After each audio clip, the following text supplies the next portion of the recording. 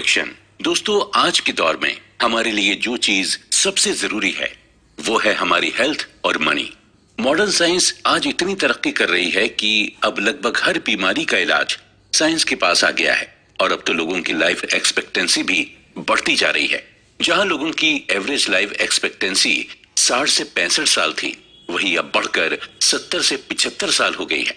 वहीं अगर हम पैसे यानी मनी की बात करें तो आज भी वही इन्वेस्टिंग, पर्सनल फाइनेंस और बिजनेस प्लानिंग की ही बात होती है और इन चीजों को समझकर शायद ही कोई अच्छा इन्वेस्टर बना हो। ओवर द इयर्स हमने ये सीखा कि डॉक्टर कैसे बनते हैं, इंजीनियर कैसे बनते हैं, लॉयर कैसे बनते हैं। इन सब के बारे में हमने प्रॉपर पढ़ाई की और फिर इन स्किल्स को लर्न किया। लेकिन शायद ही कोई हो जिसने पर्सनल फाइनेंस को पढ़कर डेब्ट मैनेजमेंट की स्किल्स सीखी हो या जिसने बहुत पैसे सेव कर लिए हों। इसकी मेन वजह यही है कि हमने फाइनेंस को भी बाकी सब्जेक्ट्स की तरह ही समझा है। जैसे फिजिक्स में हम लॉ और रूल्स को समझते थे, ठीक इसी तरह हमने फाइनेंस को भी समझा। हमने फाइनेंस के फॉर्मूलाज और रूल्स सब याद कर दिए और यहीं पर हम गलती कर जाते हैं, क्योंकि फाइनेंस को फिजिक्स की तरह नहीं समझा जाता है, बल्कि फाइनेंस या यूं कहें हमें मनी की साइकोलॉजी को समझना होता है। दोस्तों नमस्कार, कुकू एफएम पर मैं हूं आरजे गौहर परवेज। आज हम जिस बुक पर डिस्कशन करने जा रहे हैं उस बुक का नाम है psychology of money, timeless lesson on wealth, grid and happiness और इसके ऑथर हैं मॉर्गन हॉसेल। दोस्तों, पैसा आपको हर जगह दिखेगा और पैसा ही हमारी लाइफ को अफेक्ट करता है और हमें कंफ्यूज भी करता है। हर इंसान का पैसे को लेकर अलग अलग परसेप्शन है और हर इंसान अपने अपने परसेप्शन के अकॉर्डिंग ही बिहेव करता है। ऑथर कहते हैं कि फाइनेंस को लेकर अक्सर हम यही सोचते हैं कि इसे भी बाकी सब्जेक्ट्स की तरह ही फॉर्मूलाज और रूल्स के हिसाब से समझा जा सकता है और अक्सर हम फाइनेंस को समझने के लिए कई सारे फार्मूलाज और रूल्स का यूज भी करते हैं। लेकिन फिर भी कई बार ऐसा भी होता है कि सारे फार्मूलाज और रूल्स अप्लाई करने के बाद भी हम फाइनेंशियली स्ट्रांग नहीं हो पाते।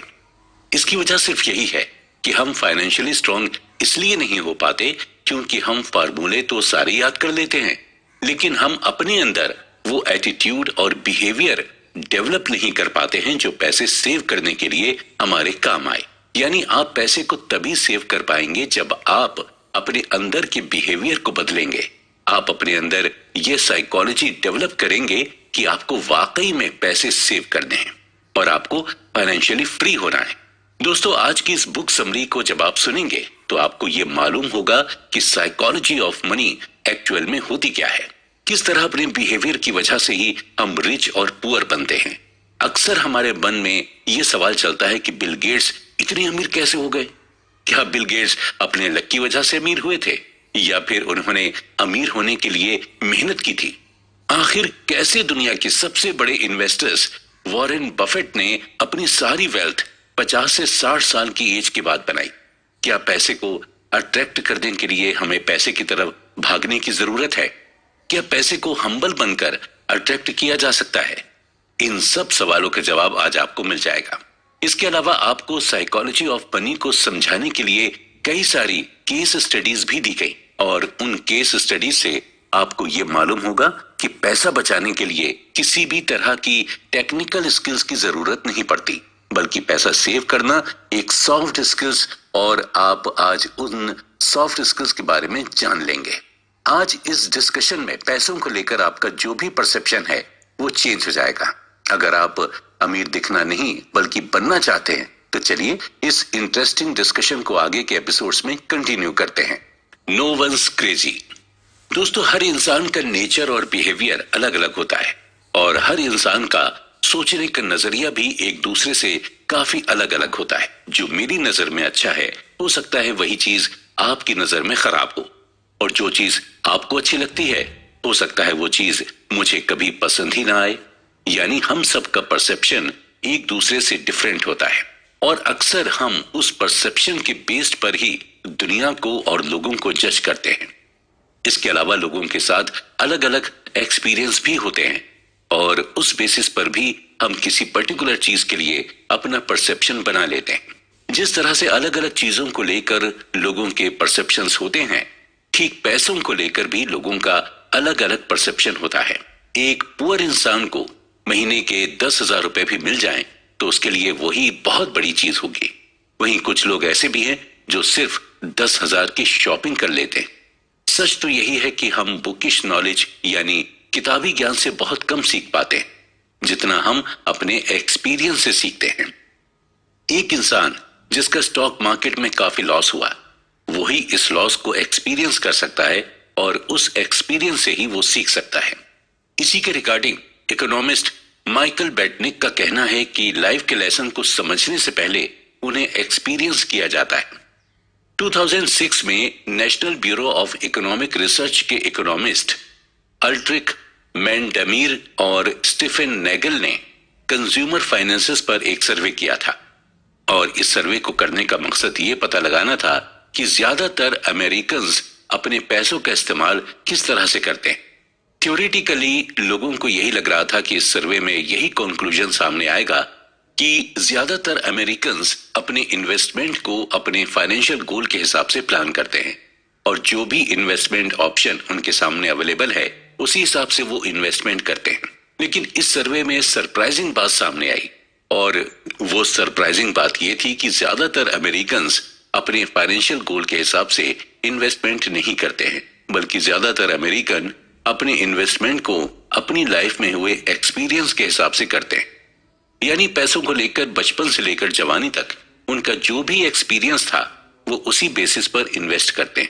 अगर आपका बचपन महंगाई में गुजरा है तो आप अपने पैसे को बॉन्ड में इन्वेस्ट नहीं करेंगे, और अगर अपने बचपन में आपने स्टॉक मार्केट को ग्रो करते देखा है तो यकीनन आप स्टॉक मार्केट में ही इन्वेस्ट करेंगे।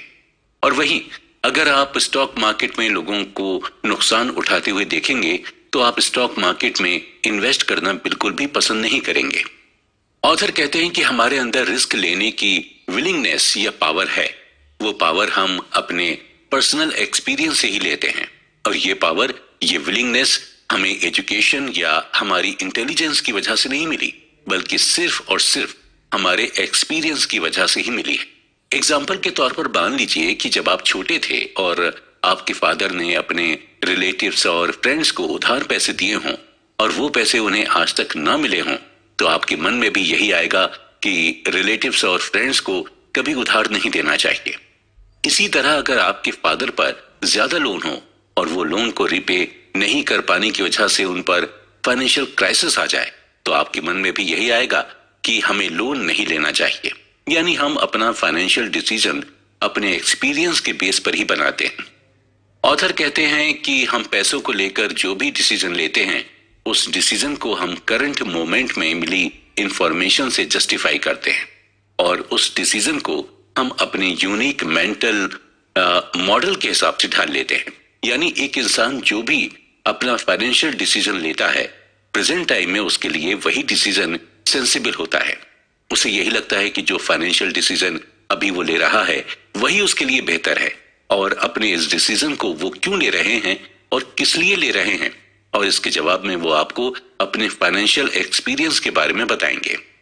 ऐसे लोग नॉर्मली मिस इन्फॉर्म होते हैं, या फिर उनके पास इनकम्प्लीट इंफॉर्मेशन होती है, या फिर उन्हें बहका दिया जाता है। एग्जाम्पल के तौर पर हम लॉटरी टिकट की बात करते हैं। ये लॉटरी टिकट मोस्टली गरीब लोग ही खरीदते हैं और खरीदते वक्त उन्हें ये डिसीजन बड़ा ही अच्छा लगता है क्योंकि उन्होंने लॉटरी के थ्रू लोगों को अमीर बनते हुए देखा है। उनका मेंटल मॉडल इसी तरह से वर्क करता है कि अमीर मेहनत से नहीं बल्कि लॉटरी या सिर्फ गलत तरीके से पैसे कमाकर ही बना जा सकता है, और नतीजा यही होता है कि ऐसे लोग लॉटरी टिकट खरीदते हैं या फिर शॉर्टकट का यूज करते हैं। पैसों के साथ हमारा जो बिहेवियर होता है वो बड़ा ही क्रेजी और बचकानी चीजों से भरा होता है। जो आपके लिए पागलपन हो सकता है वो चीज मेरे लिए सेंसिबल हो। असल में हम में से कोई भी पैसे के मामले में बेवकूफ नहीं है, हम सभी चालाक हैं, लेकिन बस फर्क इतना ही है कि हम पैसों का इस्तेमाल अपनी लाइफ में हुए एक्सपीरियंस के हिसाब से ही करते हैं। इसलिए पैसों के मामले में किसी को बेवकूफ या पागल मत समझिए, बस यही समझिए कि ये जो भी चीज कर रहा है वो अपनी लाइफ के एक्सपीरियंस की वजह से ही कर रहा है। Luck and risk. Bill Gates किसी भी इंट्रोडक्शन के मोहताज नहीं हैं। दुनिया के सबसे अमीर में से एक बिल गेट्स को लगभग सभी जानते हैं। अक्सर हमारे दिमाग में ये सवाल उठता है कि आखिर बिल गेट्स इतने अमीर हुए कैसे। इसे हम बिल गेट्स की कहानी से ही समझते हैं। बिल गेट्स 28 अक्टूबर 1955 में सीटल, वॉशिंगटन में बोर्न हुए थे और बचपन से ही इनका इंटरेस्ट टेक्नोलॉजी की तरफ था। और जब ये 13 साल के हुए तो इनका एडमिशन लेक साइड स्कूल में करा दिया गया था। लेक साइड स्कूल पूरे सीटल में इकलौता स्कूल था जहां पर कंप्यूटर था। यहां तक कि सीटल की बड़ी बड़ी यूनिवर्सिटीज और कॉलेजेस में भी कंप्यूटर नहीं था। लेक साइड स्कूल में ही बिल गेट्स की दोस्ती पॉल एलन के साथ हो गई थी, जो बाद में बिल गेट्स के साथ माइक्रोसॉफ्ट के को फाउंडर बने। शुरुआती दौर में कंप्यूटर बच्चों के कोर्स का हिस्सा नहीं हुआ करता था, बल्कि इसे एज अ को करिकुलम एक्टिविटी के तौर पर लिया जाता। बिल गेट्स और पॉल एलन दोनों को ही कंप्यूटर में जबरदस्त इंटरेस्ट था और ये दोनों ही अपना खाली टाइम कंप्यूटर के सामने बैठकर बिताते थे और धीरे धीरे करके दोनों ही कंप्यूटर में एक्सपर्ट होते चले गए। दोनों ही कंप्यूटर पर कुछ वर्क कर रहे थे कि अचानक से पॉल एलन ने फॉर्च्यून मैगजीन उठाई और बिल गेट्स को दिखाई और कहा कि 500 फॉर्च्यून कंपनी में आना कितनी बड़ी बात होती होगी। इसके जवाब में 13 साल के बिल गेट्स ने कहा कि एक दिन हमारी भी कंप्यूटर कंपनी होगी और हमारी भी कंपनी 500 फॉर्च्यून में लिस्ट होगी। और आज हम सभी माइक्रोसॉफ्ट के सक्सेस के बारे में जानते हैं।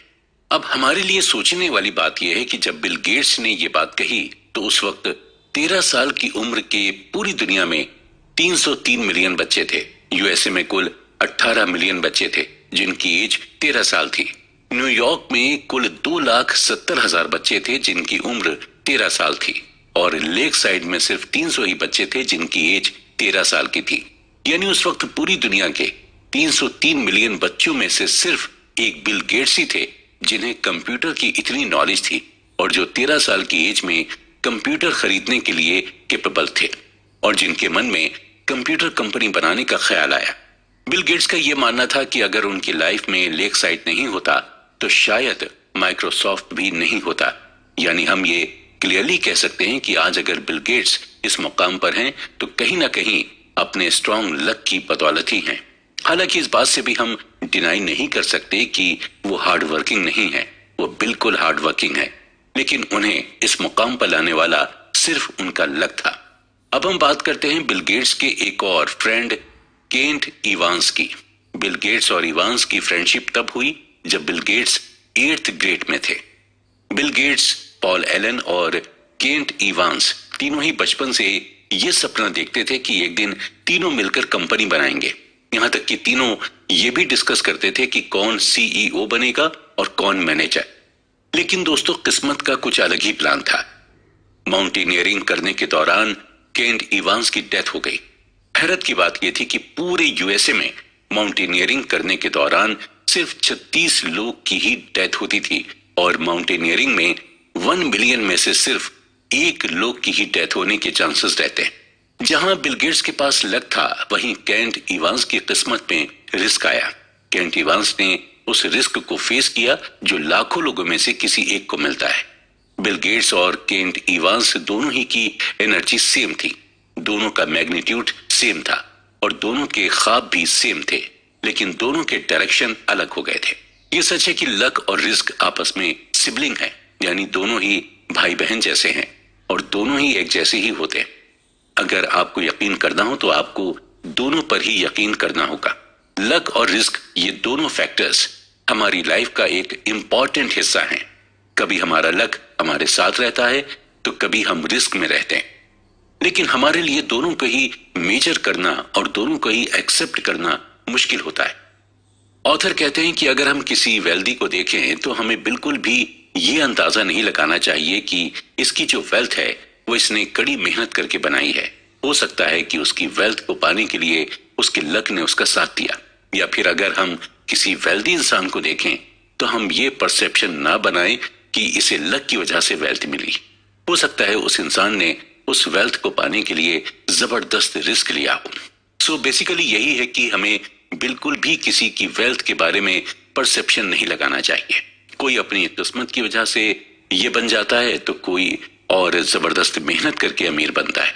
पैसे की ये खासियत है कि ये दोनों ही लोगों के पास आ सकता है, नेवर इनफ।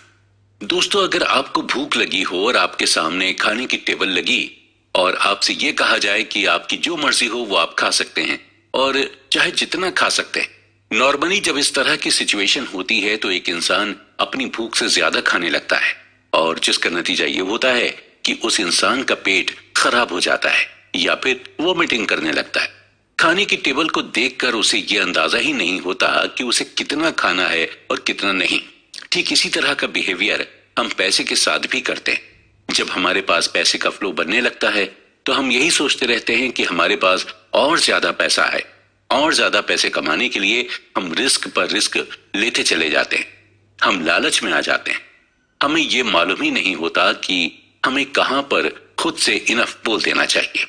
जितने भी लोग अमीर हुए हैं वो कभी भी पैसे के पीछे नहीं भागते, बल्कि वो पैसे को अट्रैक्ट करते हैं अपनी मेहनत से, अपनी समझदारी से, और वो खुद को ज्यादा पैसे कमाने से रोकते भी हैं। और शायद यही वजह है कि उनके पास और पैसा आता ही जाता है। इस बात को डीपली समझाने के लिए ऑथर हमें रजत गुप्ता का एग्जाम्पल देते हैं। रजत गुप्ता कोलकाता में बॉर्न हुए थे, यानी पैदा हुए थे, और टीनेज में पहुंचते पहुंचते ये पूरी तरह से अनाथ हो चुके थे। लेकिन आगे चलकर जो उन्होंने अचीव किया वो वाकई में सरप्राइजिंग था। मिड 40s तक पहुंचते पहुंचते रजत मैककिन्से कंपनी के सीईओ बन गए थे। मैककिन्से दुनिया की सबसे बड़ी कंसल्टिंग फर्म है। मैककिन्से से 2007 में रिटायर्ड होने के बाद रजत को यूनाइटेड नेशन और इकोनॉमिक फोरम में भी काफी अहम रोल मिला और रजत ने बिल गेट्स के साथ भी मिलकर कई सारे प्रोजेक्ट्स पर काम भी किया था। यानी ओवरऑल रजत एक प्रेस्टिजियस लाइफ को जी रहे थे और सभी के लिए ये सीखने वाली बात थी कि एक इंसान जो स्लम में पैदा हुआ, उसका उठना बैठना दुनिया के बड़े बड़े लोगों के साथ था। 2008 तक रजत गुप्ता की वेल्थ $100 मिलियन हो गई थी। यह अमाउंट इतना था कि इस अमाउंट से रजत जो चाहते वो कर सकते थे। लेकिन रजत की ख्वाहिश कुछ और ही थी। वो मिलेनियर तो थे, लेकिन अब वो बिलियनियर बनना चाहते थे। रजत लगभग 5 कंपनीज के बोर्ड ऑफ डायरेक्टर्स में शामिल थे। इसके अलावा बिलियनियर बनने की ख्वाहिश को भी पूरा करने के लिए रजत गुप्ता साइड हसल भी करने लगे, यानी एक्स्ट्रा इनकम जनरेट करने के तरीके का इस्तेमाल करने लगे। रजत शेयर ट्रेडिंग भी जमकर करने लगे थे। उन्हें किसी ने टिप दी कि वॉरेन बुफेट बैंक के सर्वाइवल के लिए $5 बिलियन का फंड देने वाले हैं। रजत गोल्डमैन सैच्स के बोर्ड ऑफ डायरेक्टर्स में शामिल थे। गोल्डमैन इन्वेस्टमेंट बैंकिंग की फील्ड में काफी बड़ा नाम थी। रजत को जब ये पता चला कि वॉरेन बफेट गोल्डमैन बैंक में इन्वेस्ट भी करने वाले हैं तो उन्होंने फंड मैनेजर राज राजारत्नम को फोन करके बताया और फिर राज राजारत्नम ने अपने लिए और रजत गुप्ता के बिहाव पर गोल्डमैन के टोटल 1,75,000 शेयर खरीद लिए और फाइनली गोल्डमैन के शेयर के प्राइस बढ़ गए। रजत ने इस टोटल 17 मिलियन का प्रॉफिट कमाया और राजारत्नम ने $1 मिलियन का प्रॉफिट कमाया। जब ये बात सिक्योरिटी एक्सचेंज कमीशन को पता चली तो इनसाइडर ट्रेडिंग के एलिगेशंस में रजत गुप्ता और राजारत्नम दोनों को ही जेल हो गई। जो रेपुटेशन रजत ने इतने सालों से कमाई थी वो सब कुछ थोड़ी ही दिनों में मिट्टी में मिल गई। अगर ऑथर की माने तो आपको अपने पास ऐसे कई सारे एग्जाम्पल मिलेंगे जिनके पास पैसे की कोई भी कमी नहीं रहती है, लेकिन फिर भी वो ज्यादा से ज्यादा कमाने के चक्कर में खुद को ही बर्बाद कर देते हैं। और इसकी सिर्फ यही वजह है कि उन्हें साइकोलॉजी ऑफ मनी नहीं पता होती। जब आपके पास बहुत ज्यादा पैसे आ जाएं, तो एक ऐसा टाइम आता है जहां पर आपको इनफ बोलना पड़ता है। अगर आप खुद को रोकेंगे नहीं तो आप पैसों के जाल में फंसते चले जाएंगे और नतीजा ये होगा कि आप अपनी इज्जत भी गंवाएंगे और अपना पैसा भी। आपको 4 चीजें हमेशा ध्यान में रखनी होंगी। पहली है, the hardest financial skills is getting the goal post moving. यानी जब आपके पास ज्यादा पैसा आ जाए तो आपको ज्यादा का लालच नहीं करना चाहिए। आपको धीरे धीरे आगे के गोल पर काम करना चाहिए। एम्बिशन पर ज्यादा सेटिस्फेक्शन पर फोकस करना चाहिए। जितनी तेजी से आप पैसे की तरफ भागेंगे उतनी ही तेजी से पैसा आपसे दूर भागेगा। इसलिए जरूरी यह है कि आप धीरे धीरे पैसे की तरफ जाएं और पैसे से सेटिस्फाइड होना सीखें। दूसरी है social comparison is the problem here. अपनी वेल्थ का, अपनी इनकम का कंपैरिजन किसी और से बिल्कुल भी ना करें, क्योंकि सोशल कंपैरिजन एक ऐसी लड़ाई है जो कोई भी जीत नहीं सकता और ये लड़ाई कभी खत्म नहीं होती, लेकिन इसे खेलने वाला हारता जरूर। आप अपने पैसे का कंपैरिजन करके खुद को ही मेंटली परेशान करते हैं। तीसरी है enough is not too little. Enough के थ्रू आपको ये रियलाइज करना होता है कि अगर आपने अपने आप को ज्यादा से ज्यादा पैसे कमाने के लिए पुश किया तो एक ऐसा पॉइंट आएगा जहां पर आपको रिग्रेट होगा। जैसे हमने शुरू में कहा था कि आप उतना ही खाना खाइए जितना कि आप डाइजेस्ट कर सकें। इसलिए आपको पता होना चाहिए कि आपको कहां पर खुद को रोकना है। और चौथी है there are many things never worth risking no matter the potential gain. Rajat Gupta जब जेल से छूटे तो उन्होंने यही स्टेटमेंट दिया था कि हमें किसी चीज से अटैचमेंट नहीं रखनी चाहिए, वो चाहे रेपुटेशन की अटैचमेंट हो या पैसों की अटैचमेंट हो। कुछ ऐसी चीजें हैं जो इनवैल्यूएबल हैं, जैसे हमारी फैमिली, सोसाइटी में हमारी रिस्पेक्ट, फ्रीडम और इंडिपेंडेंस। ये सभी चीजें हमें बड़ी ही मुश्किल से मिलती हैं और हमें तभी रिस्क लेना चाहिए जब हमें यह लगे कि हमारे रिस्क लेने से इन इनवैल्यूएबल चीजों पर कोई असर नहीं पड़ेगा। आप जरा खुद सोचिए कि ऐसा रिस्क लेने से क्या फायदा जहां पर आपकी इज्जत दांव पर लगे, या फिर आपकी फैमिली को प्रॉब्लम हो जाए, या आपकी फ्रीडम खत्म हो जाए। इसलिए जब भी कोई रिस्क लें तो इन सब चीजों के बारे में जरूर सोचें। सेटिस्फाई होना सीखें और पैसे को अट्रैक्ट करना सीखें। और पैसे को आप अट्रैक्ट तभी कर पाएंगे जब आप उसके पीछे भागना छोड़ देंगे। कॉन्फाउंडिंग कंपाउंडिंग। दोस्तों, एग्जाम से पहले एक रात पढ़ाई करके आप अच्छे नंबरों से पास हो सकते हैं, लेकिन टॉपर बनने के लिए आपको लगातार रोजाना पढ़ाई करनी होती है। आप सिर्फ एक दिन पढ़कर टॉप नहीं कर सकते। अगर आपको कोई कंपटीशन एग्जाम बीट करना हो तो उसके लिए एक ही दिन की पढ़ाई काफी नहीं होती, बल्कि आपको हर दिन थोड़ा थोड़ा पढ़ना होता है, तभी जाकर आप कंपटीशन बीट कर पाते हैं। ठीक इसी तरह का कॉन्सेप्ट पैसे के साथ भी। पैसा उसी को अपनी तरफ खींचता है जो उसके पीछे लगातार कंसिस्टेंसी के साथ मेहनत करता जाता है। अगर आपको सही मायने में वेल्दी होना है तो आपको रोजाना पैसे कमाने के लिए मेहनत करनी होगी। अक्सर लोग जल्दी से अमीर बनने की सोचते हैं और जल्दी पैसे कमाने के चक्कर में वो लोग गलत तरीकों का इस्तेमाल करने लगते हैं और नतीजा ये होता है कि जितनी तेजी से वो पैसा कमाते हैं उतनी ही तेजी से उनका पैसा चला भी जाता है। उन्हें पैसे की साइकोलॉजी पता नहीं होती। उन्हें ये नहीं मालूम होता कि पैसा उनसे अट्रैक्ट होता है जो उसे पाने के लिए हर दिन मेहनत करते जाते हैं। हम छोटी छोटी चीजों को करके ही बड़ी चीजों को पा सकते हैं और छोटी चीजें करके बड़ी चीज पाने को ही कंपाउंडिंग कहते हैं। इस बात को ऑथर हमें एग्जाम्पल देकर समझाते हैं कि अगर आपका अपना वजन कम करना चाहते हैं तो आपका वजन एक ही दिन में कम नहीं हो जाएगा। आपको अपने वजन को कम करने के लिए डेली जिम जाना होगा और डेली एक्सरसाइज करनी होगी। जब आप डेली ये सभी प्रोसेस करेंगे तभी आपका वजन कम हो पाएगा। इस बात को सही तरह से समझने के लिए हम वॉरेन बफेट का एग्जाम्पल लेते हैं।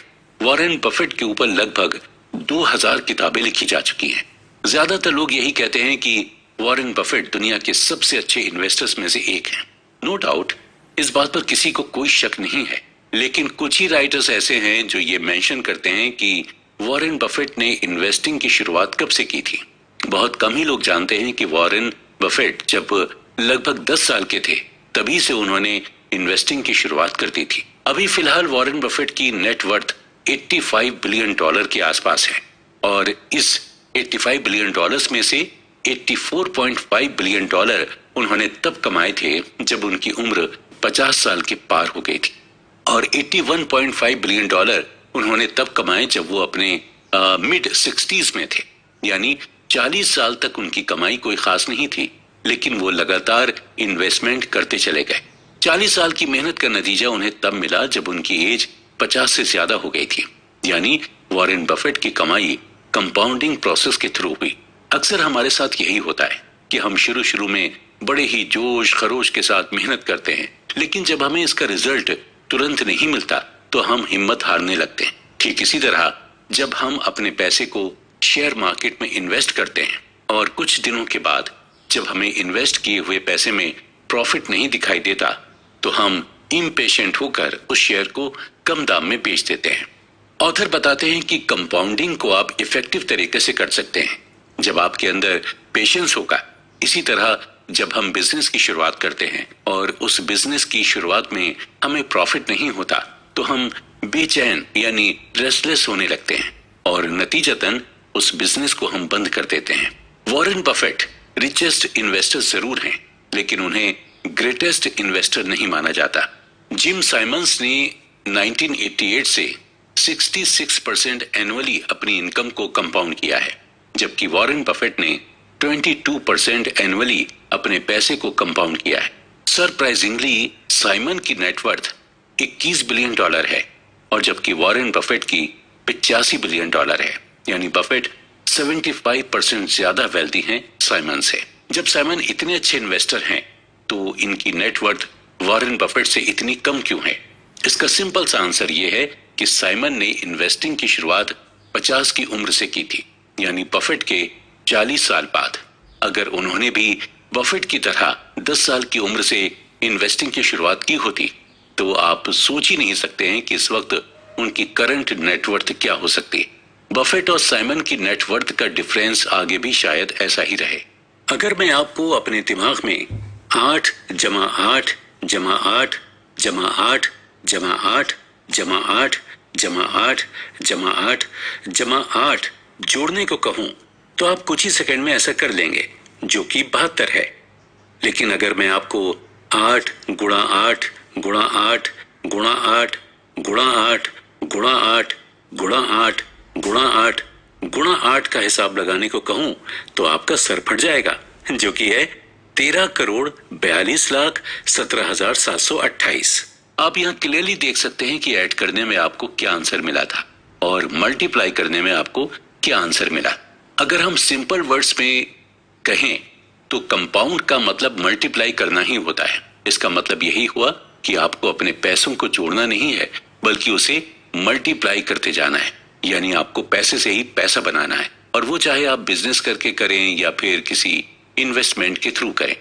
और हमेशा ये ध्यान रखें कि कंपाउंडिंग का नतीजा आपको फौरन नहीं मिलता, बल्कि इसका नतीजा आपको धीरे धीरे मिलता है, और इसका नतीजा ऐसा होता है जिसे देखकर आप खुद हैरान हो जाएंगे।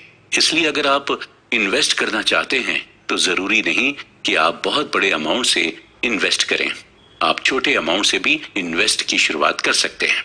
एट लास्ट हम ये कहेंगे कि अगर आप अपनी तरफ पैसों को खींचना चाहते हैं तो आपको अपने अंदर पेशेंस डेवलप करना होगा, और पैसे के लिए कंसिस्टेंट हार्ड वर्क करना होगा, और पैसे को कंपाउंड करते रहना होगा, क्योंकि तभी आप पैसे को जीत पाएंगे, यानी तभी आप वेल्दी बन पाएंगे। गेटिंग वेल्दी और स्टेइंग वेल्दी। दोस्तों, आज के दौर में अगर देखा जाए तो पैसा कमाना सबसे आसान है। आप इस डिजिटल एरा में सोशल मीडिया के थ्रू पैसे कमा सकते हैं। आप अपना YouTube चैनल बनाकर पैसे कमा सकते हैं, इंस्टाग्राम या फेसबुक पर पोस्ट अपलोड करके पैसे कमा सकते हैं, या फिर अमेज़न या शॉपिंग ऐप पर प्रोडक्ट बेचकर पैसे कमा सकते हैं। यानी आज के इस टाइम में पैसे कमाने के ऑप्शंस बहुत सारे हैं। जितना आज के दौर में पैसा कमाना आसान है, उतना ही इसे बचाना मुश्किल है। वेल्दी होना कोई बहुत बड़ी बात नहीं है, लेकिन वेल्दी बने रहना बहुत ही डिफिकल्ट है। चलिए इस बात को हम एक केस स्टडी के थ्रू डीपली समझते हैं। जेस लिवरमोर, जिनका जन्म 1877 में हुआ था, इन्हें अपने दौर का ग्रेटेस्ट इन्वेस्टर माना जाता था, और ये उस टाइम प्रोफेशनल इन्वेस्टर बन गए थे जब इन्वेस्टिंग के बारे में कोई ज्यादा जानता तक नहीं था। सिर्फ 30 साल की उम्र में ही लिवरमोर ने $100 मिलियन की नेटवर्थ बना ली थी। 1929 के दौरान लिवरमोर स्टॉक मार्केट की दुनिया में जाना पहचाना नाम बन गए थे, और उसी दौरान स्टॉक मार्केट भी बुरी तरह से क्रैश हो गई थी, जिसकी वजह से इकोनॉमी डिप्रेशन में चली गई थी। अक्टूबर 1929 तक स्टॉक मार्केट की हालत और खराब हो गई। ज्यादातर इन्वेस्टर्स और स्पेकुलेटर्स जबरदस्त फाइनेंशियल लॉस में आ गए थे। और जिसकी वजह से कई इन्वेस्टर्स और स्पेकुलेटर्स सुसाइड करने लगे थे। लिवरमोर की वाइफ डोरा दी इन्वेस्टर्स के सुसाइड करने के इंसिडेंट से काफी परेशान थी और एक दिन लिवरमोर घर काफी देर में पहुंचे। घर देर में पहुंचने की वजह से लिवरमोर की वाइफ डोराथी काफी परेशान हो गई थी, लेकिन लिवरमोर को देखकर उन्हें सुकून मिला और उन्होंने लिवरमोर को अपने परेशान होने की वजह बताई। तो उन्होंने उन्हें बताया कि इस स्टॉक मार्केट के क्रैश में उन्हें बहुत फायदा पहुंचा है और लिवरमोर ने सिर्फ एक ही दिन में कई मिलियन डॉलर्स कमा लिए थे। लिवरमोर ने वाइफ डोराथी से यह भी कहा कि हम वेल्दी ही रहेंगे हमेशा, परेशान होने की कोई जरूरत नहीं है। तो जहां लिवरमोर की फैमिली खुश थी, वहीं एक और फैमिली जो उस दिन खुश नहीं थी, अब्राहम जर्मेंस्की की फैमिली। अब्राहम एक multi millionaires real estate developer थे जिन्होंने 1920 की इकोनॉमी के बढ़ने के दौरान रियल एस्टेट के थ्रू जमकर पैसे कमाए थे और उसी दौरान स्टॉक मार्केट भी काफी बूम पर थी और इसी का फायदा उठाते हुए स्टॉक मार्केट से भी काफी सारे पैसे कमाए थे। 1929 के मार्केट क्रैश के दौरान जब ज्यादातर इन्वेस्टर्स और स्पेकुलेटर्स सुसाइड कर रहे थे, तो उसी दौरान जर्मेंस्की की वाइफ को भी टेंशन होने लगी और जब एक रात उनके वो घर नहीं पहुंचे तो उनकी वाइफ ने पुलिस में मिसिंग की रिपोर्ट दर्ज करा दी और अगले दिन इन्वेस्टिगेशन में पता चला कि जर्मेंस्की ने भी बाकी इन्वेस्टर्स की ही तरह सुसाइड कर ली है।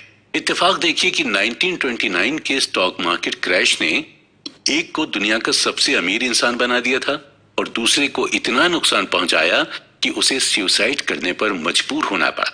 1929 के स्टॉक मार्केट क्रैश की वजह से लिवरमोर दुनिया के सबसे अमीर आदमियों में से एक बन गए थे। वहीं इसी क्रैश ने रिचेस्ट रियल एस्टेट डेवलपर जर्मेंस्की की जान ले ली थी।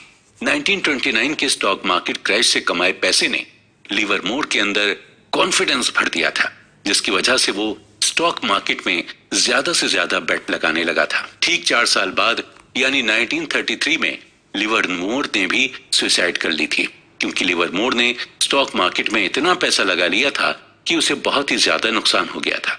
लिवरमोर और जर्मेंस्की दोनों की डेथ पीरियड अलग अलग था, लेकिन दोनों में एक चीज कॉमन थी, दोनों थे वेल्दी, लेकिन वेल्दी बनकर रह नहीं पाए, यानी दोनों ने ही पैसे कमाए लेकिन पैसे को बचा नहीं पाए। ऑथर कहते हैं कि पैसे कमाने के लिए आपको रिस्क लेना होता है, आपको होपफुल और ऑप्टिमिस्टिक होना पड़ता है और पैसे कमाने के लिए आपको अपने कंफर्ट जोन से बाहर निकलना होता है, लेकिन कमाए हुए पैसे को बचाने के लिए आपको रिस्क से बचना होता है। अपने अंदर ह्यूमिलिटी रखनी होती है। इसके अलावा आपके अंदर डर भी होना चाहिए। आपके अंदर ये डर होना चाहिए कि आपने इतनी मेहनत करके जो पैसे कमाए हैं वो कभी भी खत्म हो सकते हैं, आपको कभी भी नुकसान हो सकता है। ज्यादातर वेल्दी लोग इसी माइंडसेट के साथ चलते हैं और शायद इसलिए जितने भी वेल्दी लोग हैं वो बिल्कुल सिंपल लाइफ जीते हैं और अपने पैसे को बिल्कुल सोच समझ कर खर्च करते हैं।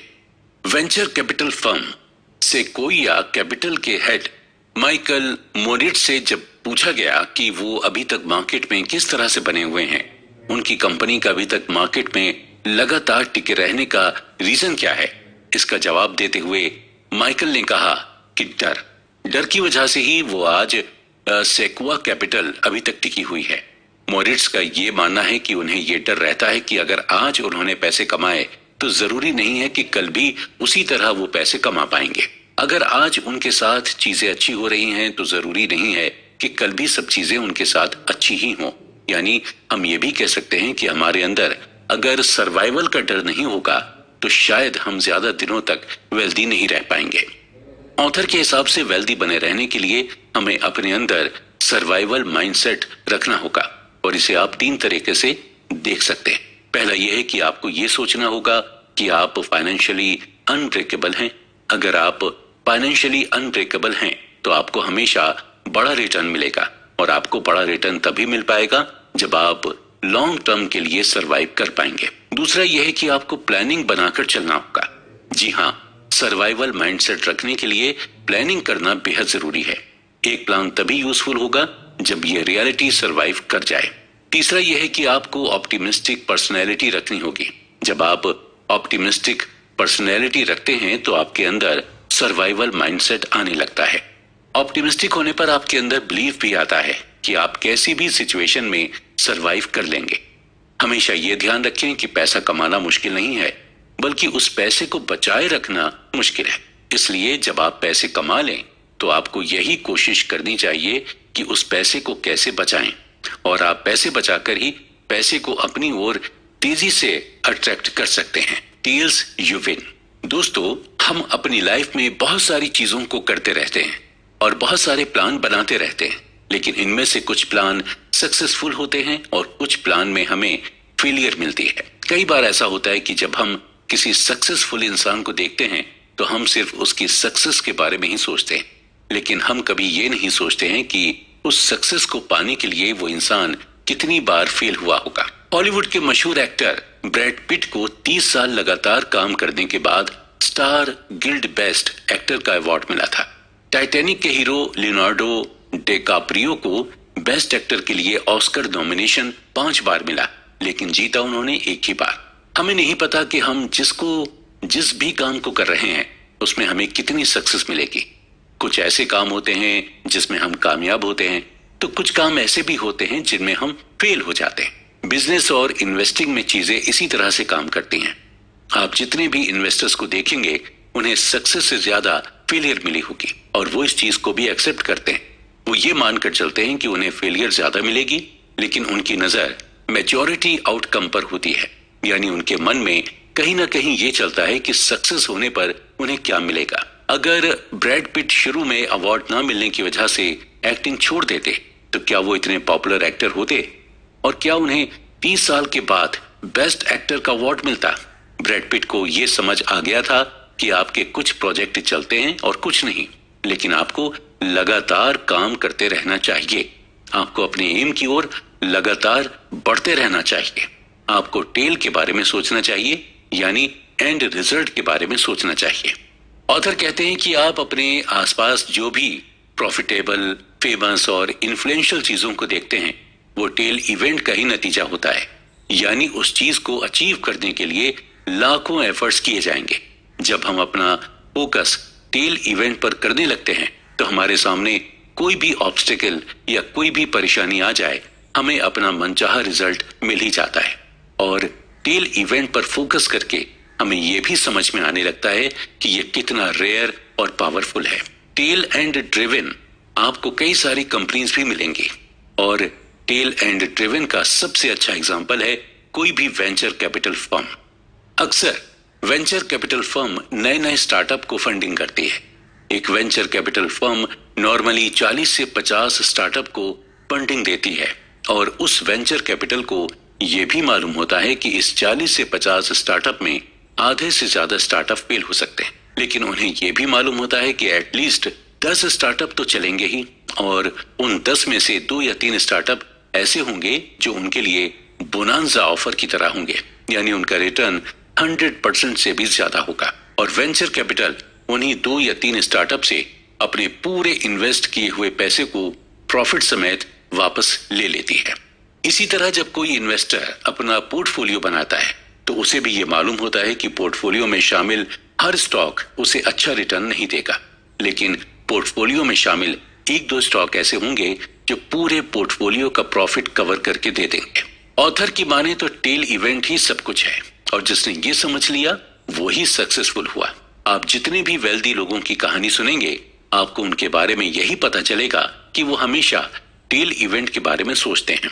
जब आपको ये रियलाइज हो जाता है कि बिजनेस में टेल्स ही सब कुछ है, तो आपके लिए फेल होना, बिजनेस का ना चलना, लॉस होना, ये सभी बातें नॉर्मल हो जाती हैं।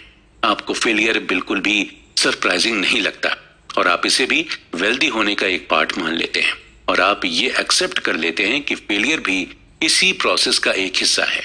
हमारे साथ इशू यही होता है कि हम फेलियर को एक्सेप्ट नहीं करते, हम पैनिक करने लग जाते हैं। हमें ये लगने लगता है कि हमारे साथ कैसे हो सकता है, हमने तो बहुत मेहनत की थी। लेकिन हम ये भूल जाते हैं कि मेहनत का रिजल्ट तो हमें हमेशा एंड में ही मिलता है। अगर आप एक अच्छे स्टॉक पिकर हैं तो आपके साथ ये हो सकता है कि कई बार आप स्टॉक पिक करने में गलती कर जाए, या अगर आप एक अच्छे बिजनेसमैन हैं तो ये आपके साथ बिल्कुल हो सकता है कि आप एक खराब और नॉन प्रॉफिटेबल प्रोडक्ट को बेचने लग जाएं। ग्रेट इन्वेस्टर्स पीटर लिंच का ये मानना है कि अगर आप किसी बिजनेस में अच्छे हैं तो यानी आप उस बिजनेस में 10 में से 6 बार करेक्ट होंगे और 4 बार इनकरेक्ट होंगे, यानी आपके 6 डिसीजन सही होंगे तो 4 डिसीजन गलत होंगे। हम अपने ऊपर सही चीजों को करने के लिए खुद पर मेंटल प्रेशर बनाने लगते हैं। हम ये सोचने लगते हैं कि हमसे कोई गलती कभी हो ही नहीं सकती। महान बल्लेबाज सचिन तेंदुलकर भी फेल हुए थे और 25 साल क्रिकेट खेलकर भी उनसे कई गलतियां हुई थी, और अगर ऐसा ना होता तो 664 इंटरनेशनल मैचेस में उनकी 100 सेंचुरी से और कई ज्यादा सेंचुरीज होती। इन्वेस्टर्स और एंटरप्रेन्योर से हमें यही सीखने को मिलता है कि कोई भी हर बार सही डिसीजन नहीं ले सकता। आपको क्या लगता है कि Bill Gates, Jeff Bezos, Elon Musk हर बार सही ही डिसीजन लेते हैं? नहीं, उनके कई बार कई डिसीजंस गलत भी होते हैं। बस फर्क सिर्फ इतना है कि हमें उनके गलत डिसीजन के बारे में पता नहीं चलता, क्योंकि हम उनकी सक्सेस को ही देखकर चकाचौंध हो जाते हैं। हम में और उनमें बस फर्क यही है कि वो फेलियर को प्रोसेस का एक हिस्सा मानते हैं, उसे खुद पर हावी नहीं होने देते, क्योंकि उन्हें यह मालूम होता है कि टेल इवेंट में फेलियर जरूर मिल सकती है, और उनका फोकस सिर्फ टेल इवेंट पर ही होता है, क्योंकि टेल इवेंट के एंड में सक्सेस उनका वेट कर रही होती है। फ्रीडम का यही मतलब होता है कि आप कोई भी चीज अपने मन के हिसाब से कर सकें, वो भी बिना किसी की रोक टोक के। और जब आप वेल्दी होते हैं तो आपको फाइनेंशियल फ्रीडम मिलती है। आपको ये आजादी मिलती है कि आप अपने पैसों का कुछ भी कर सकते हैं, और जब आपको फाइनेंशियल फ्रीडम मिल जाती है तो आपको हैप्पीनेस भी मिलती है। देखा जाए तो लोग फाइनेंशियल फ्रीडम को इसलिए चुनते हैं ताकि वो अपनी लाइफ में खुश रह सकें। ऑथर कहते हैं कि हैप्पीनेस एक कॉम्प्लिकेटेड सब्जेक्ट, और हर इंसान के लिए हैप्पीनेस की डेफिनेशन अलग अलग होती है। एक छोटे बच्चे को भी देखकर हमें खुशी मिल जाती है, और अपने चहेते फिल्म स्टार को लाइव देखकर भी हमें खुशी मिल जाती है। लेकिन अगर हम हैप्पीनेस की कॉमन डेनोमिनेटर की बात करें तो हैप्पीनेस हमें तभी मिलती है जब हमारी लाइफ हमारे ही कंट्रोल में होती है। अपनी लाइफ में हम जब भी कर रहे होते हैं, उसका कंट्रोल जब हमारे हाथ में होता है तो हमें बहुत खुशी महसूस होती है। आप कितना भी ज्यादा पैसे क्यों ना कमा ले, लेकिन अगर आपकी लाइफ आपके अपने कंट्रोल में नहीं है तो आप खुश नहीं हो सकते। वहीं अगर आप कुछ भी ना कमा रहे हो, लेकिन अगर आपकी लाइफ आपके कंट्रोल में है तो आप डेफिनेटली खुश हैं। ऑथर कहते हैं कि अक्सर लोग यही चाहते हैं कि उनकी लाइफ कंट्रोल में रहे, और जब कोई उनसे किसी काम को करने के लिए कहता है तो उन्हें यही लगता है कि उन्हें डिसएम्पावर्ड किया जा रहा है या डोमिनेट किया जा रहा है। उन्हें यह लगता है कि सामने वाला अपनी चॉइस उन पर थोप रहा है, जबकि इंसान के पास खुद ये चॉइस रहती है कि वो दूसरे की चॉइस को हाँ कहे या फिर ना कहे, या फिर सिंपली वही करे जैसा उनसे कहा जाए। जब हम चॉइसेस के इस खेल में फंस जाते हैं तो हमें ये रियलाइज होने लगता है कि फ्रीडम होना कितना जरूरी है, स्पेशली फाइनेंशियल फ्रीडम, क्योंकि ये आपको चॉइस देती है कि आप अपने टाइम और अपने पैसे से कुछ भी कर सकते हैं। सक्सेसफुल एंटरप्रेन्योर डेरेक साइवर्स से जब उनके एक फ्रेंड ने यह पूछा कि वो इतने रिच कैसे हुए, तो इसके जवाब में वो अपनी कहानी सुनाते हुए कहते हैं कि अपना स्टार्टअप शुरू करने से पहले वो जॉब करते थे, और उस जॉब में उन्हें $1800 की सैलरी मिलती थी, और वो हर महीने अपनी सैलरी में से कुछ न कुछ सेव करते थे। 2 साल के अंदर उन्होंने $12,000 सेव कर लिए थे। जॉब करने के दौरान उनकी एज 22 साल थी, यानी 22 साल की एज में उन्होंने $12,000 सेव कर लिए थे। $12,000 सेव करने के बाद डेरेक ने अपनी जॉब से रिजाइन कर दिया, और जॉब छोड़कर वो एक फुल टाइम म्यूजिशियन बन गए थे। डेरेक को हर महीने म्यूजिक का कोई ना कोई असाइनमेंट मिलने लगा था, और असाइनमेंट से मिलने वाले पैसे से वो अपना खर्च चलाते थे। ओवरऑल डेरेक को अब पूरी तरह से फ्रीडम मिल गई थी।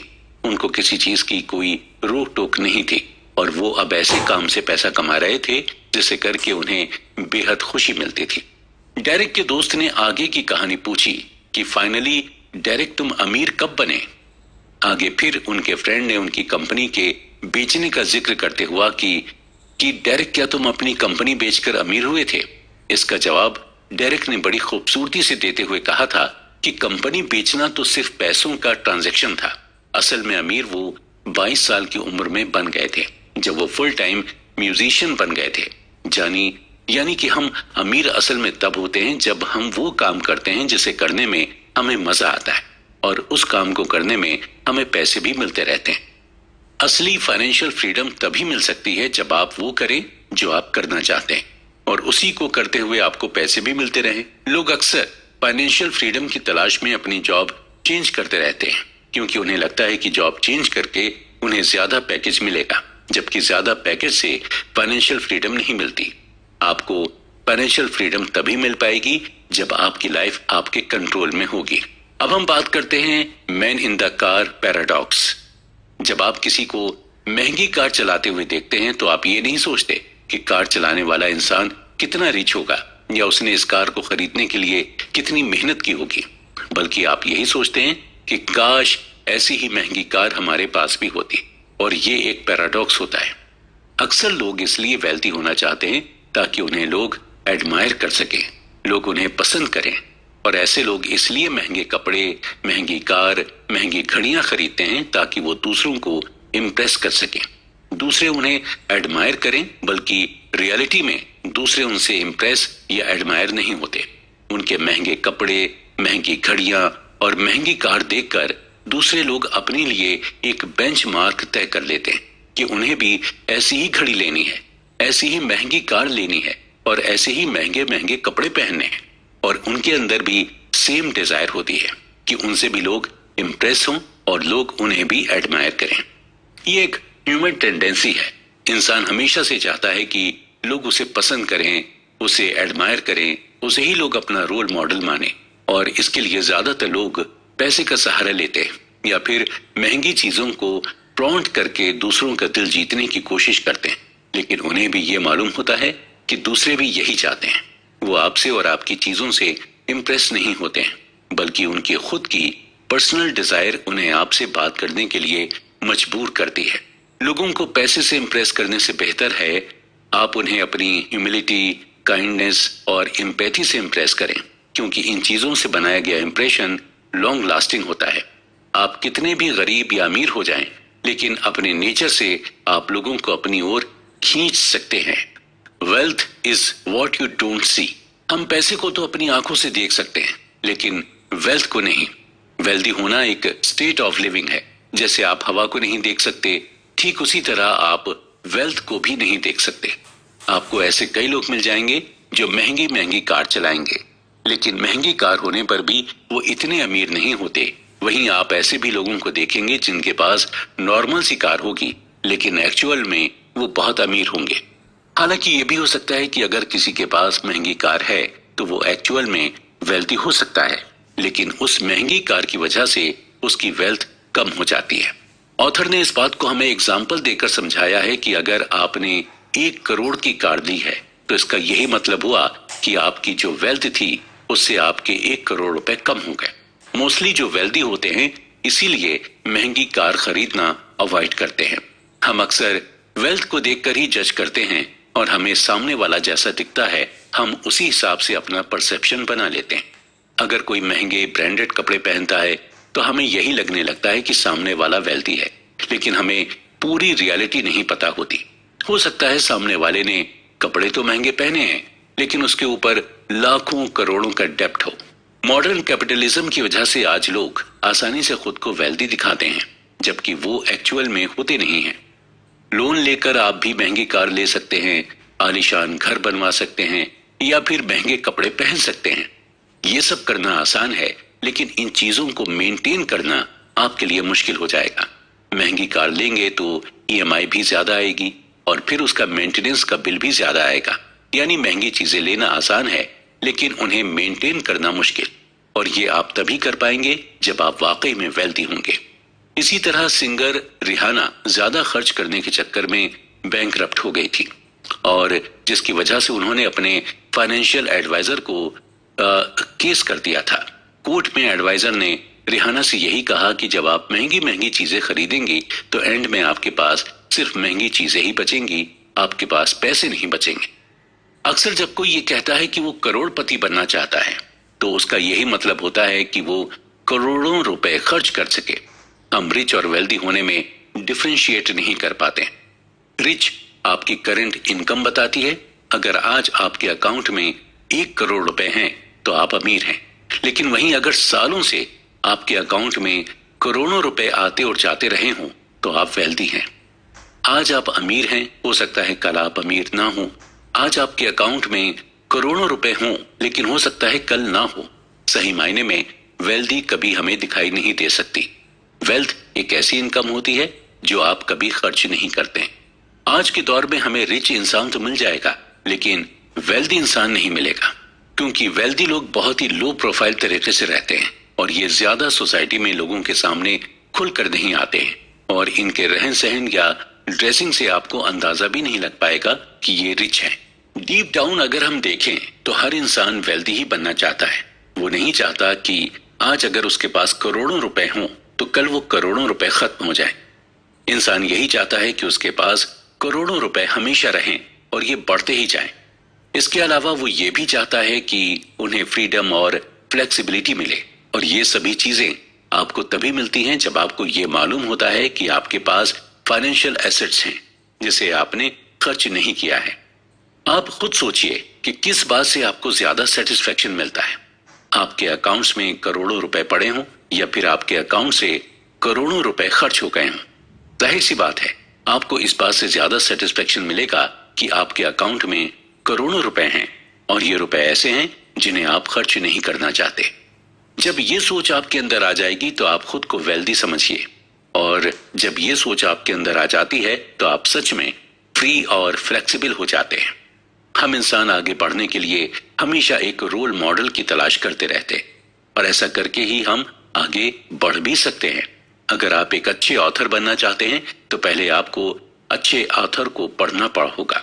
आप अच्छे एक्टर बनना चाहते हैं तो आपको अच्छे एक्टर की मूवीज देखनी होंगी।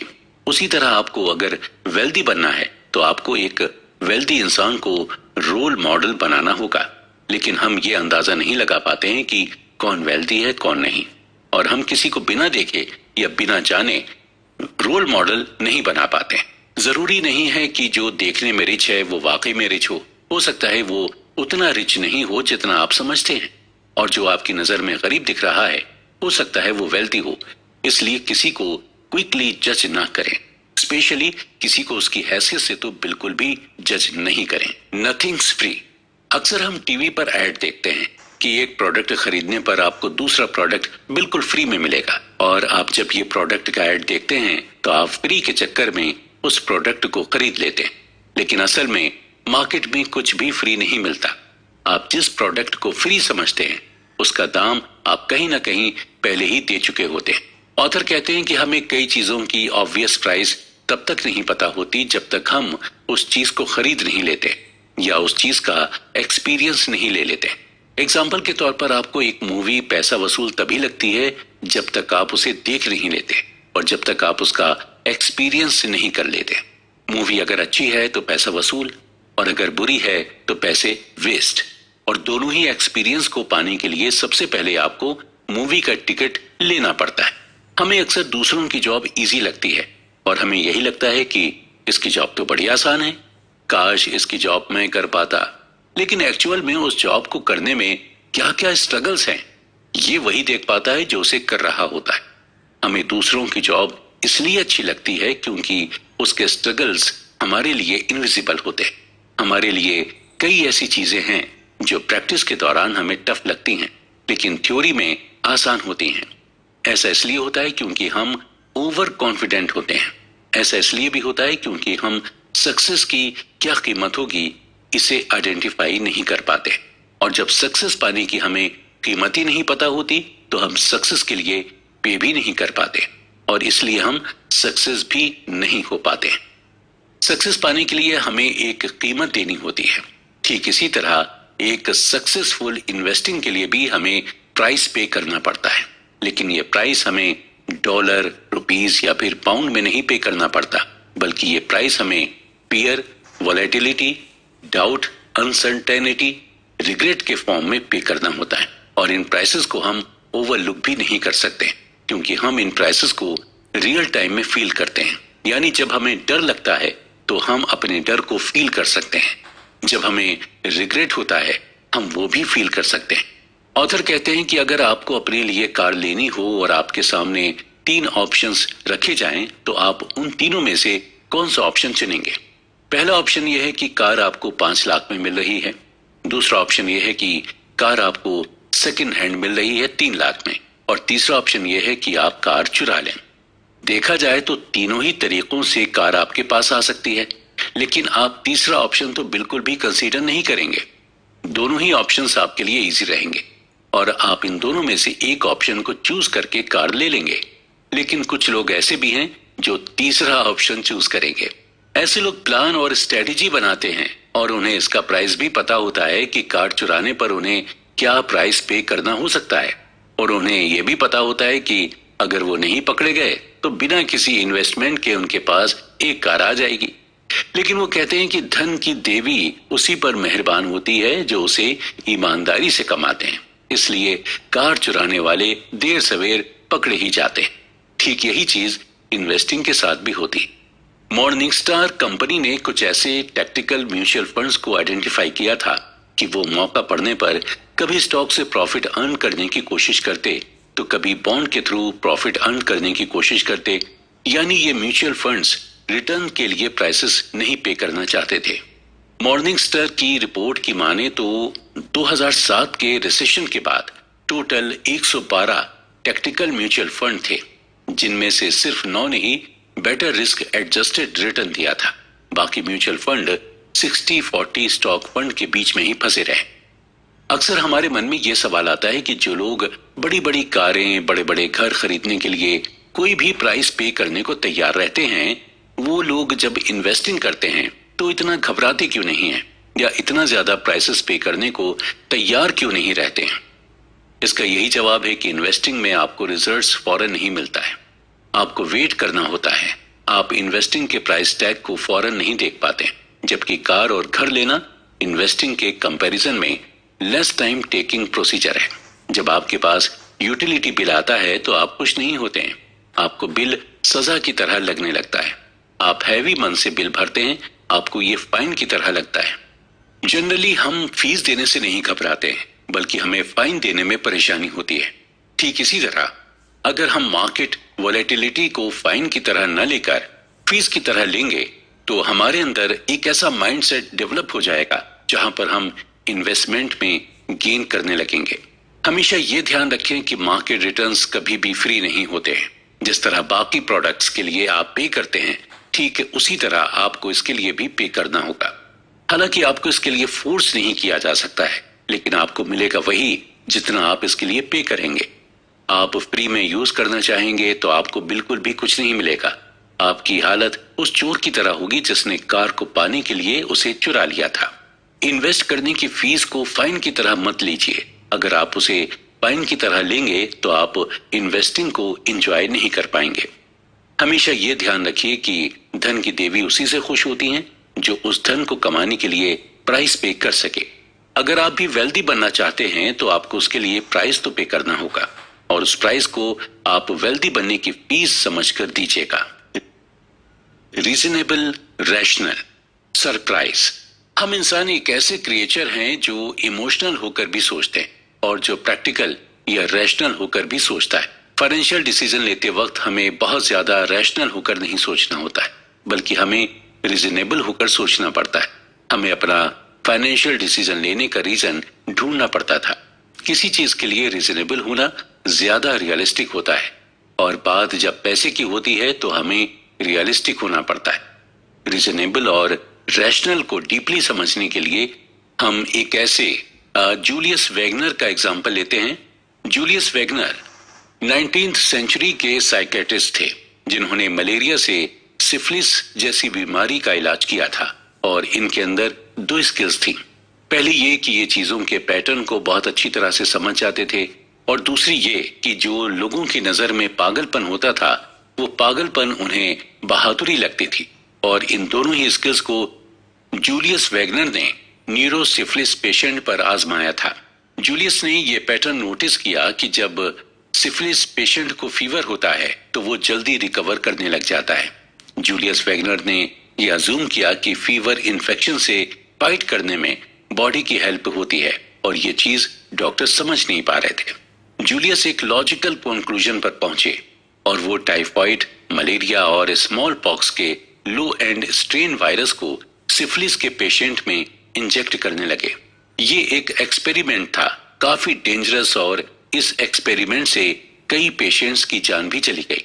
फाइनली जूलियस वैगनर ने मलेरिया का वीक वर्जन सिफिलिस के पेशेंट को इंजेक्ट करना शुरू कर दिया, जिसकी वजह से लोगों को फीवर आने लगा और लोग सही भी होने लगे।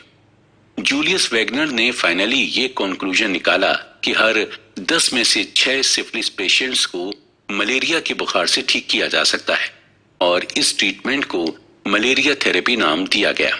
जूलियस वैगनर को इस रिसर्च के लिए 1927 में मेडिसिन की फील्ड में नोबेल प्राइज मिला। हालांकि बाद में मलेरिया थेरेपी को पेनिसिलिन से रिप्लेस कर दिया गया था, लेकिन जूलियस वैगनर दुनिया के ऐसे पहले डॉक्टर बने जिन्होंने ये बताया कि फीवर से हम इन्फेक्शन से फाइट कर सकते हैं। लोग फीवर को बुरी तरह से लेते हैं और उसे ट्रीट करने के लिए अलग अलग दवाइयों का इस्तेमाल करते हैं। लोग फीवर को इसलिए बुरा मानते हैं क्योंकि फीवर में हमें पेन होता है, हमारी बॉडी को तकलीफ होती है। जब फीवर होता है तो हम रिजनेबल नहीं हो पाते, हम रैशनल होते हैं। हम बस यही सोचते हैं कि जल्दी से डॉक्टर हमें मेडिसिन दे और हम ठीक हो जाएं। हम ये नहीं सोचते कि चलो अच्छा है हमें फीवर हुआ है, इससे हमारी बॉडी इन्फेक्शन से फाइट कर लेगी। हम ऐसा नहीं सोचते हैं क्योंकि हम फीवर से हर्ट होते हैं। ठीक इसी तरह जब हम फाइनेंशियल डिसीजन लेते हैं तो इसी तरह सोचते हैं। हम रिजनेबल नहीं, रैशनल होकर सोचते हैं, क्योंकि हमें डर लगता है कि कहीं हमारा पैसा डूब ना जाए, कहीं हमें भारी नुकसान ना हो जाए। ऑथर कहते हैं कि देखा जाए तो एक इंसान ना तो रैशनल और ना ही इरैशनल है। हम ज्यादा हार्डली थिंक करते हैं, हम ज्यादा अपनी थिंकिंग पर सवाल भी नहीं करते।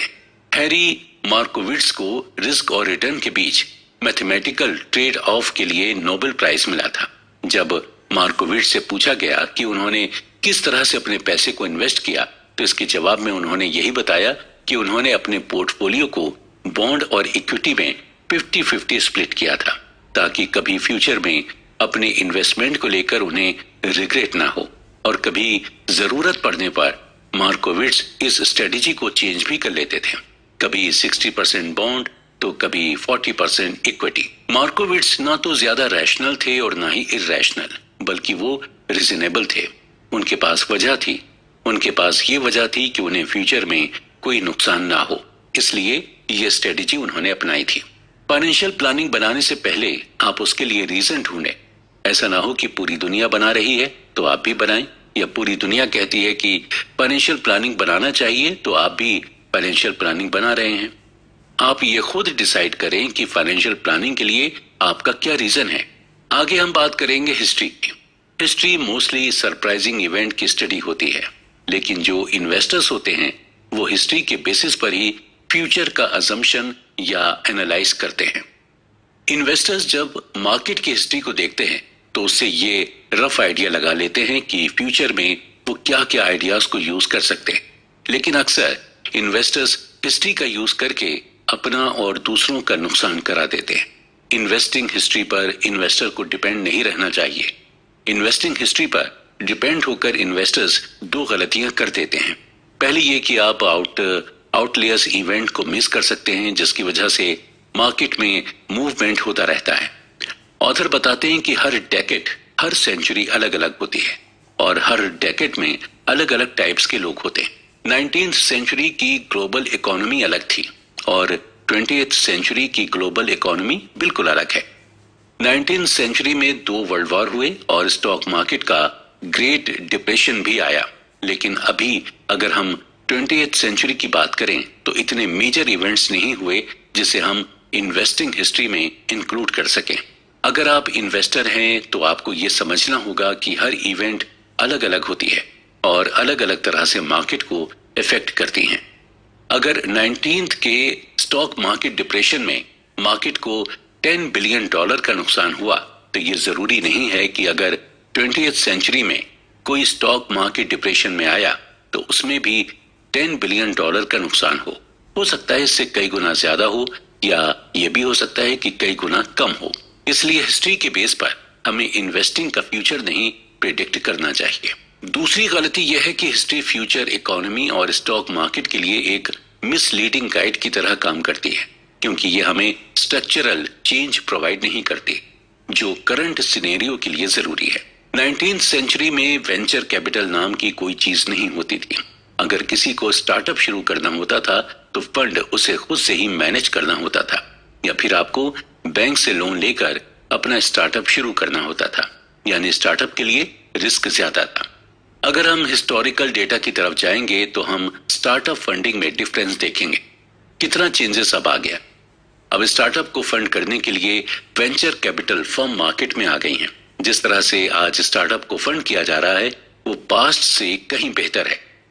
पहले हम किसी कंपनी के शेयर को फिजिकल फॉर्म में खरीदते थे, यानी पहले शेयर को खरीदने के बाद हमें एक रिसीप्ट मिलती थी। अब हम ऑनलाइन शेयर खरीद सकते हैं और ऑनलाइन ट्रेडिंग भी कर सकते हैं।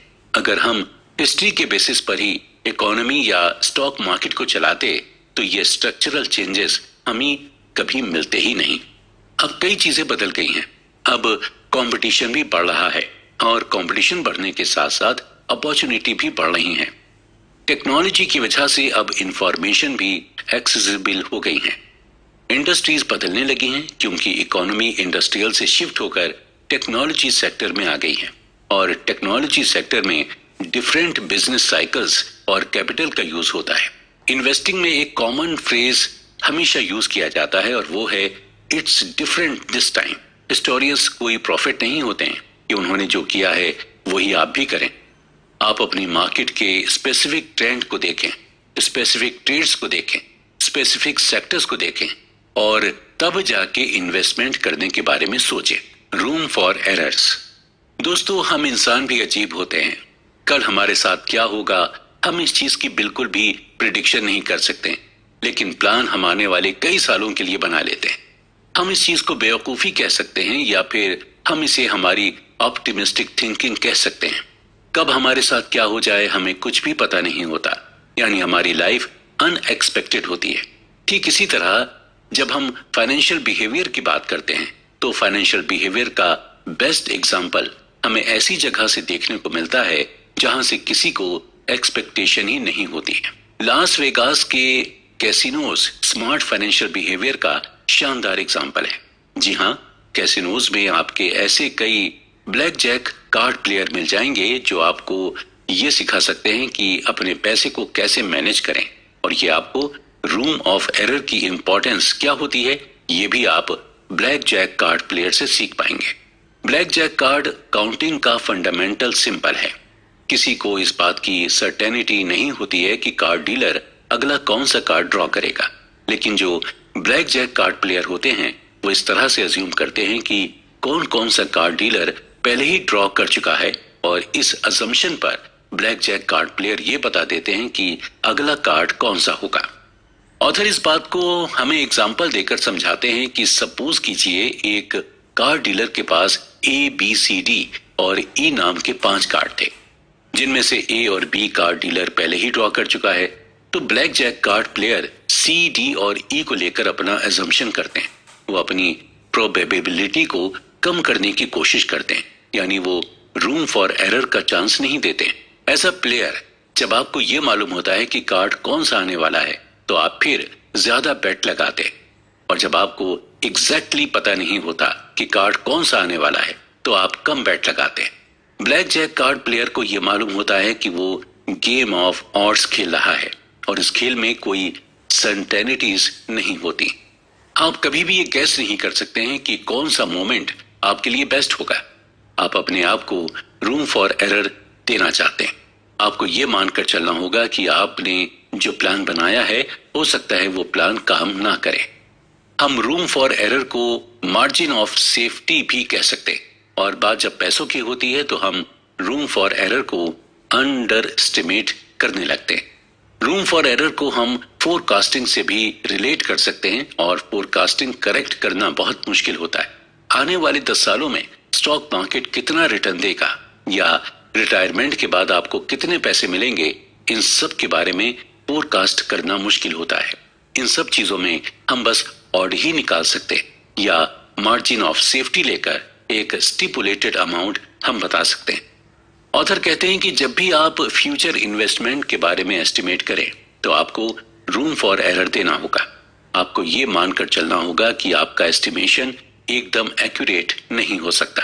रूम फॉर एरर एक साइंस है जहां पर आपको रिस्क लेना होता है, लेकिन रिस्क लेने से पहले आपको ये सोचना होता है कि जो रिस्क आप ले रहे हैं वो वर्थ टेकिंग है या नहीं। यही सेम फिलॉसफी आपको पैसे के साथ लगानी होती है। आप जिस भी चीज में इन्वेस्ट कर रहे हैं आपको ये मालूम होना चाहिए कि जहां भी आप इन्वेस्टमेंट कर रहे हैं उसमें रिस्क लेना वर्थ टेकिंग है या नहीं। तो कुल मिलाकर रूम फॉर एरर आपको ऐसा रिस्क लेने के लिए कहता है जहां पर आपको ज्यादा नुकसान भी ना हो, और जब आप इस तरह के रिस्क को लेते हैं तो ज्यादा चांसेस हैं कि आप अपने पैसे को ग्रो कर सकें। अक्सर ऐसा होता है कि हम किसी चीज की बहुत लंबी चौड़ी